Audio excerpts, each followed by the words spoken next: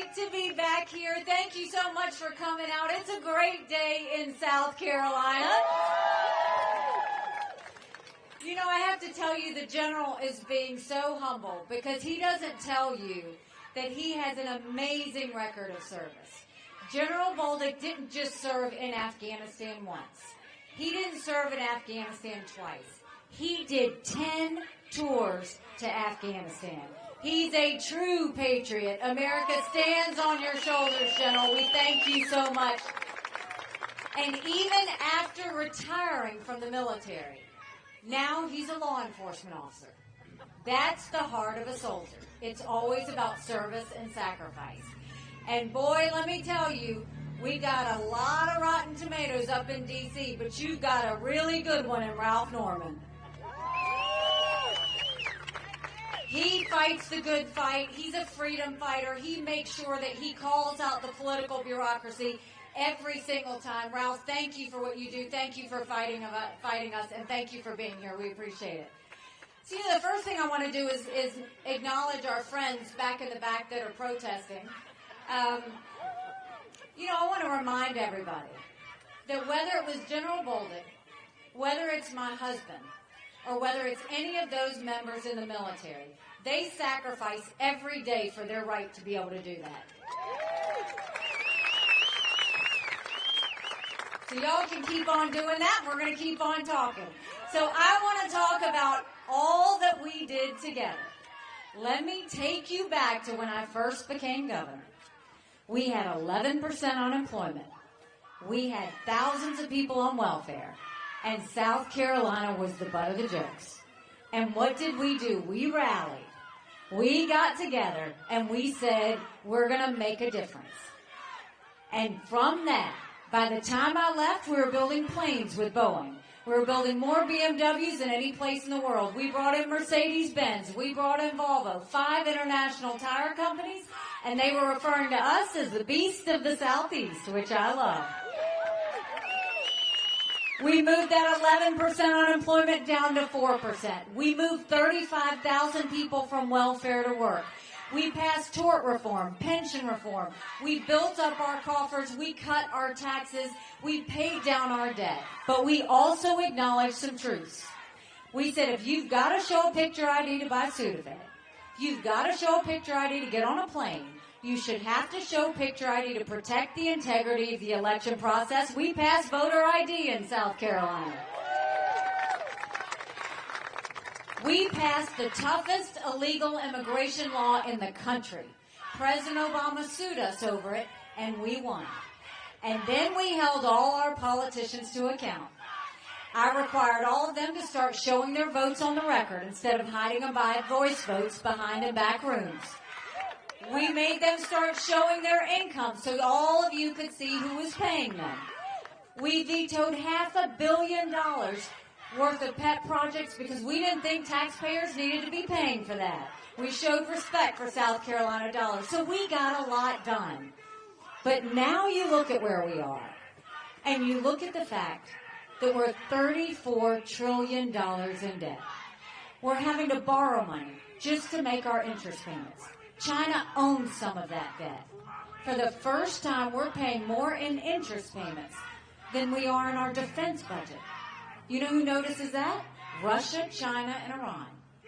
So something has to give. And as much as I would love to tell you that Biden did that to us, I've always spoken to you in hard truths, and I'm going to do that with you today. Our Republicans did that to us, too. You go back and look at that $2.2 trillion COVID stimulus bill that they passed with no accountability, that's now expanded welfare to where we have 80 million Americans on Medicaid, 42 million Americans on food stamps. That's a third of our country. And President Trump put us more in debt than any other president. $8 trillion in just 4 years. He likes to say that was COVID. COVID was less than 20% of that. But he grew our debt, and now our kids are never going to forgive him for it. So what do? How do we start tackling this? The first thing we do is let's claw back the $100 billion of unspent COVID dollars that are still sitting out there. Instead of 87,000 IRS agents going after middle America, Let's go after the hundreds of billions of dollars of COVID fraud. 1 out of every $7 was spent fraudulently. If 8% of our budget is interest, quit borrowing. Cut up the credit cards. You have to balance a budget every day. I had to balance a budget as governor.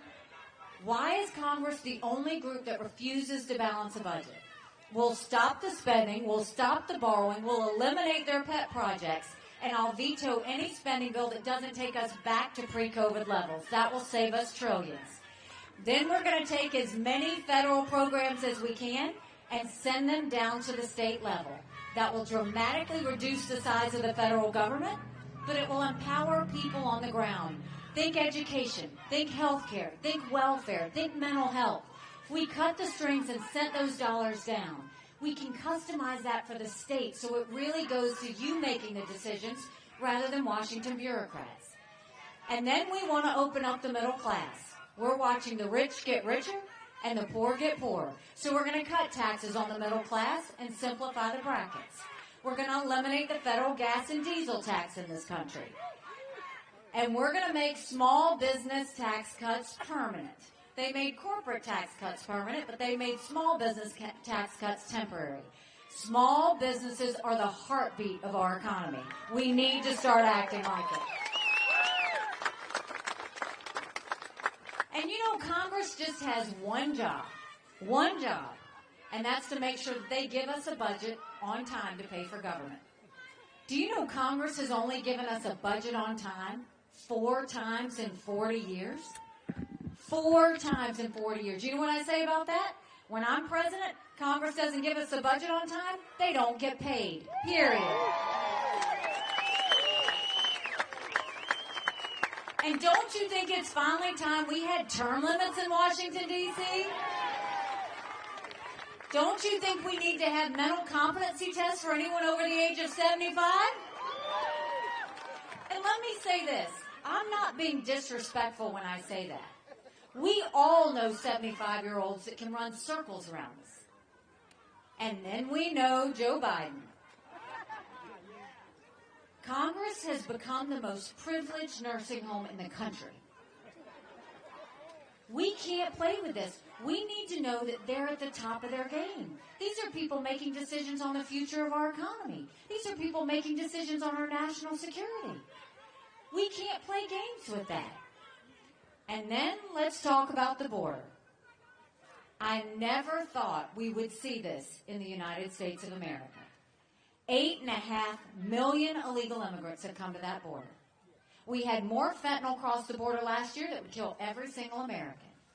Number 1 cause of death for adults 18 to 45, fentanyl. And don't think for a second China doesn't know what they're doing when they send it over.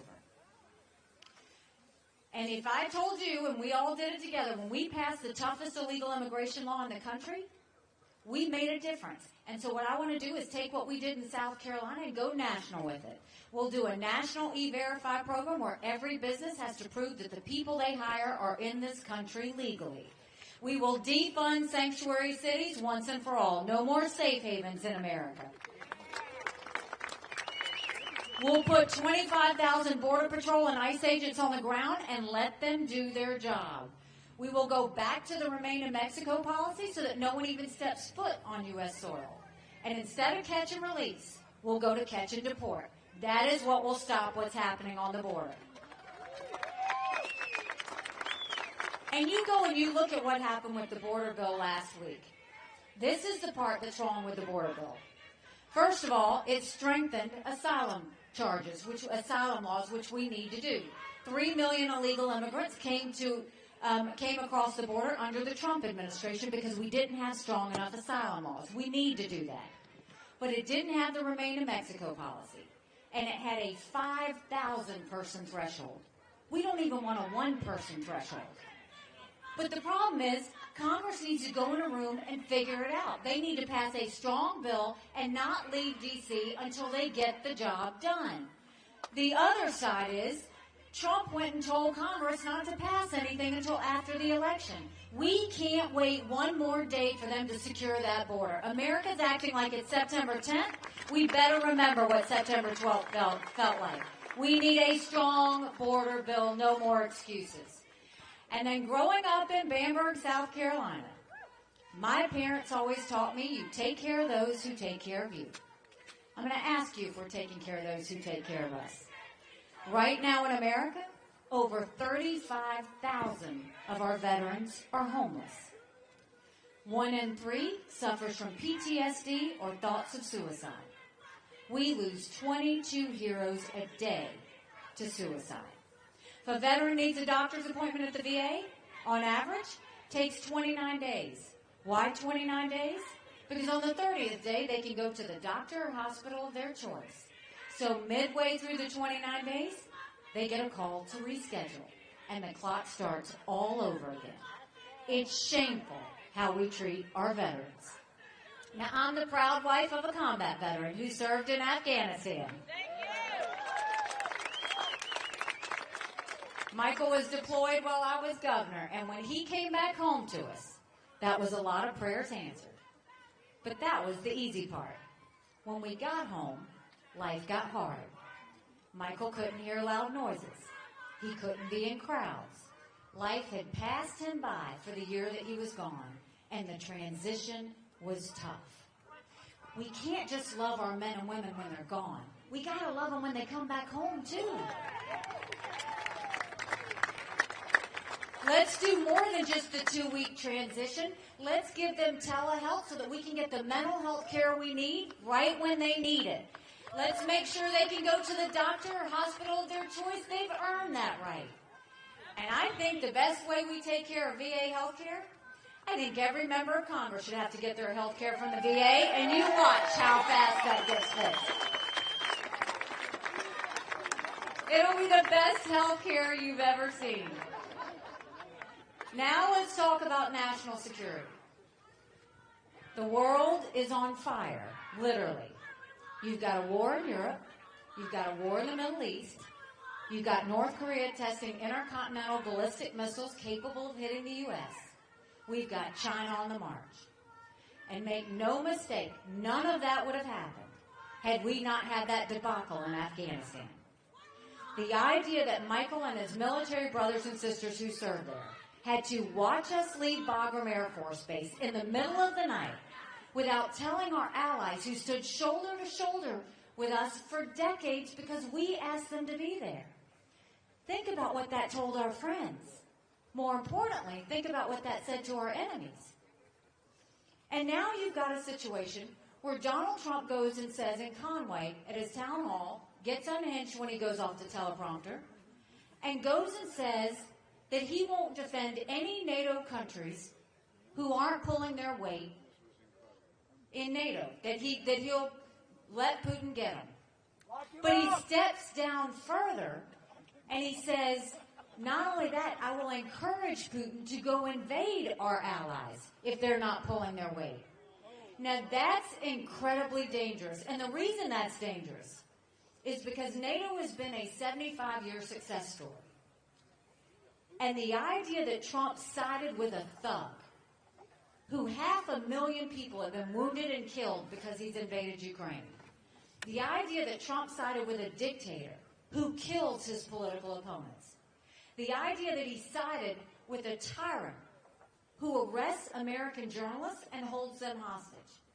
The idea that Trump would associate himself with Putin like that over our allies who stood with us after 9/11? What he just did was put all of our allies in danger and every military service person who's serving there in danger. We can't do that. I don't know why he keeps getting weak in the knees when it comes to Russia. But I'll tell you what, Russia's not getting weak in the knees because what we're seeing is now they're starting to put soldiers around the Baltic countries. And Putin has been very clear. He said once he takes Ukraine, Poland and the Baltics are next. Those are NATO countries, and that puts America at war. We are trying to prevent war. That's our number one goal, is we always have to prevent war. And you look at China. China's just waiting to see what happens. And that's a whole nother issue that we've got to deal with. So we need to be on our game. We need to know what we're doing domestically and from a national security perspective. And we know how to do this. You don't put your head in the sand like Joe Biden. And you don't try and be friends with enemies like Donald Trump. You do what I did at the UN, and tell countries what America's for and what America's against. I didn't care if they didn't like me, but I wanted them to respect America.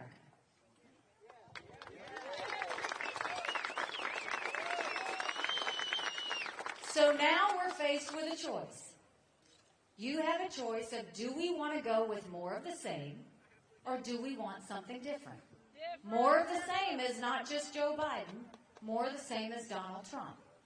And let's look at what this year has been like. It's been a year since I announced I was running for president.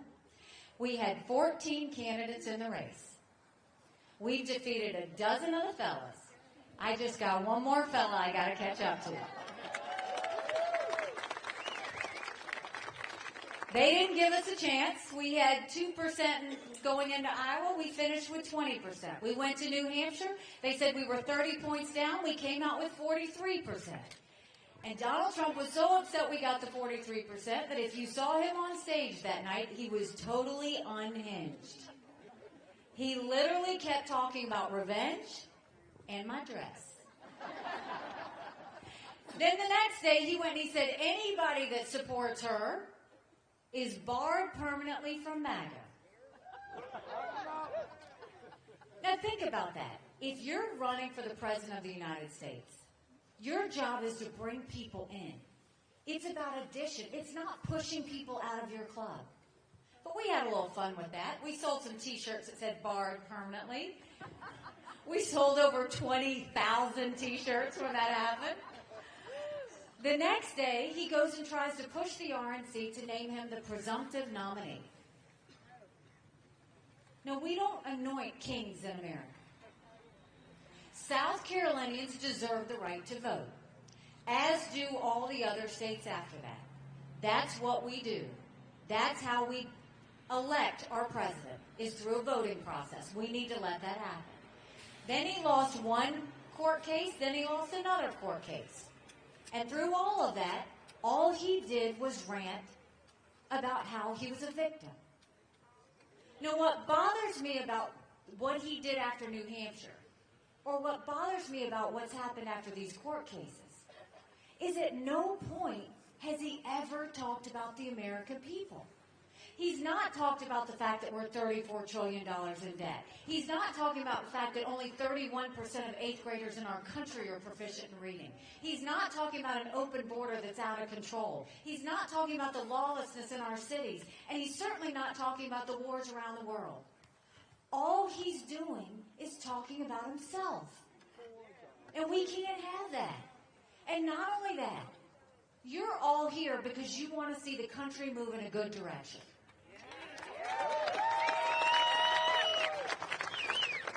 Well, if we want the country to move in a good direction, we have to first win.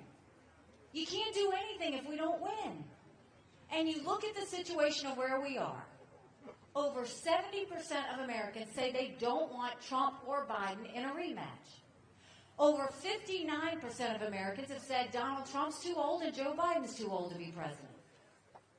The majority of Americans disapprove of Donald Trump, and the majority of Americans disapprove of Joe Biden. But then don't take my word for it. Look at any of the general election polls. In every one of the polls, Trump loses to Biden by 5 points, by 7 points. On his best day, it's margin of error. I'm in every one of those same general election polls. And I defeat Joe Biden by up to 17 points.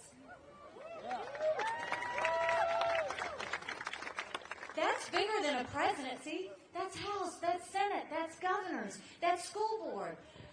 But that's...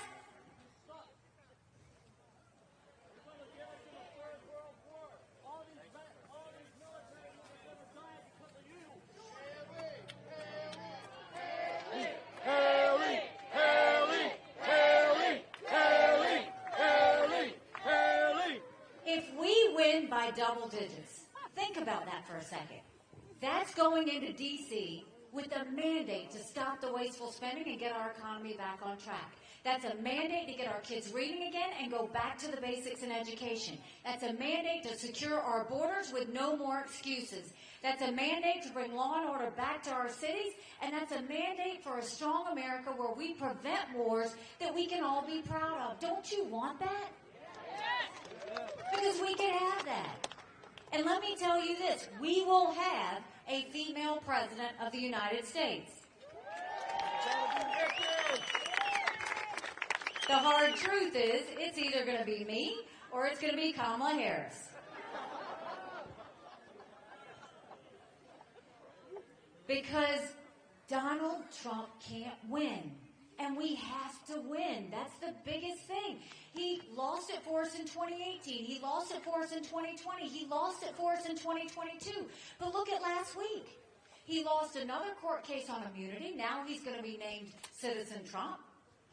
Republicans lost the vote on Mayorkas and the border. Republicans lost the vote on Israel. The RNC chair lost her job. And Donald Trump had his fingerprints on all of it. Everything he touches, we lose. How many more times do we have to lose before we say maybe he's the problem?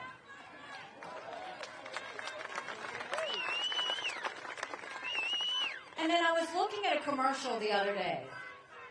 And if Donald Trump wasn't worried about me, he's running commercials on TV, so he must be worried about something. But I'm looking at the commercials, and he's totally lying. He's saying I'm for open borders. He's saying I want to raise taxes, and he says I want to cut Social Security. None of that is true.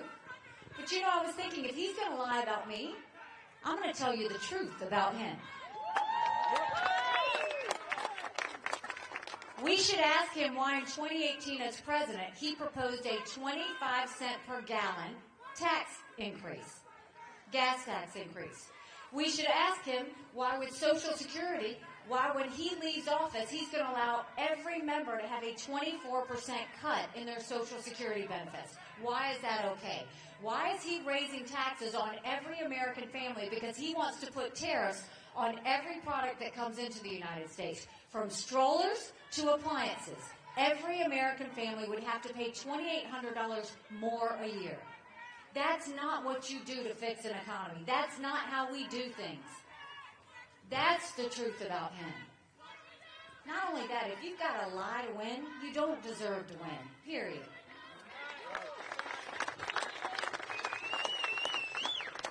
So now we have our choice to make, and we can do that. But why do I care so much? Why does this matter?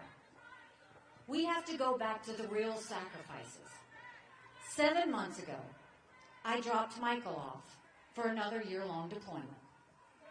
And I watched him and 230 soldiers pick up their 2 duffel bags of belongings to go to a country they've never been, all in the name of protecting America. They're willing to sacrifice their lives and their families because they still believe in this amazing experiment that is America. So if they're willing to sacrifice for us there, shouldn't we be willing to fight for America here? Because we have a country to save. But in order to save her, we're going to have a lot of courage. Courage from everyone here. Courage for me to run. And courage for every one of you to know, don't complain about what happens in a general election if you don't vote in this primary. It matters. So now you've got a job to do. Saturday is election day. You can start early voting as of tomorrow. So if you haven't early voted, go early vote and take 5 friends with you. Take a yard sign, put it there. If they won't let you have a yard sign wherever you are, put it in the back of your car. But I'll tell you this, every one of you know friends and family who are just general election voters. And what you need to tell them is in a general election, you're given a choice. In a primary, you make your choice. This is the time to make our choice. Anybody can vote in the election as long as you didn't vote in the Democrat primary on February 3rd. You take your picture ID with you. That's all you need. And we'll get it done. But you know, someone asked me when I announced why I was doing this. And I said, my parents came here 50 years ago to an America that was strong and proud and full of opportunities. I want them to know that country again.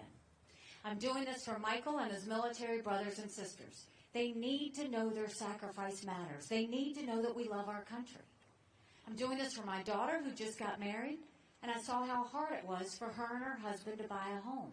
The average home buyer in America now is 49 years old. The American dream is leaving them. And I'm doing this for my son who's a senior in college. And I am tired of watching him write papers of things he doesn't believe in just to get an A. That's not us. That's not America. And for the first time, 81% of Americans don't think their kids are going to live as good of a life as we did. We can't be okay with that. I'm not okay with that. We have a country to save. But I'll tell you this, I started off by talking about our success stories. Now let me remind you of our challenges. We went through a lot when I was governor. We went through the shooting of Walter Scott, who was shot in the back 8 times by a dirty cop. We went through a school shooting. We went through multiple hurricanes. We went through a 1,000-year flood. We went through ice storms. And we went through a church shooting that brought us to our knees, where we lost 9 amazing souls to a hater. But what did we do? That was on the heels of Ferguson. Cities all around the country were on fire. But we didn't burn. We didn't have riots. We had vigils. We didn't have protests. We had prayer. And we came together at a time where everybody thought we would fall apart.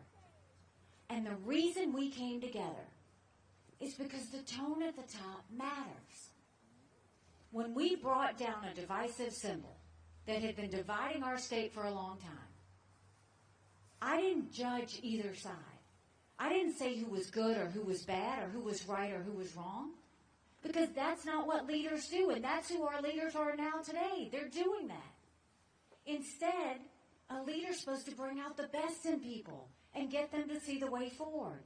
And South Carolinians, in that moment, showed the country and the world what true strength and grace looked like. Can you imagine if we did that in our country? Can you imagine when you sit at the dinner table and you don't have to argue over politics? Can you imagine when you go to your job and you can say your views and not worry about being demoted? Can you imagine where we don't have this chaos and this anger and this division on sides hating each other? And we just remembered what it meant to be Americans again and the values that made us great? If you don't want that for yourself, let's at least do it for our kids. Our kids have been through a lot. They went through COVID. They're watching and they're fearful about wars. They don't know how they're going to buy a home. They don't know where they're going to get a job. They don't know what this debt means for them. They need to know that what's happening in our country right now is not normal. Chaos is not normal. Anger is not normal. Division is not normal. That's not us. But we can change that. You can change that on Saturday. And we can show the entire country the way forward. We know how to do this. And I will do what I did for you twice before when you elected me as your governor. I will spend every single day proving to you that you made a good decision. God bless you. Thank you very much, Camden.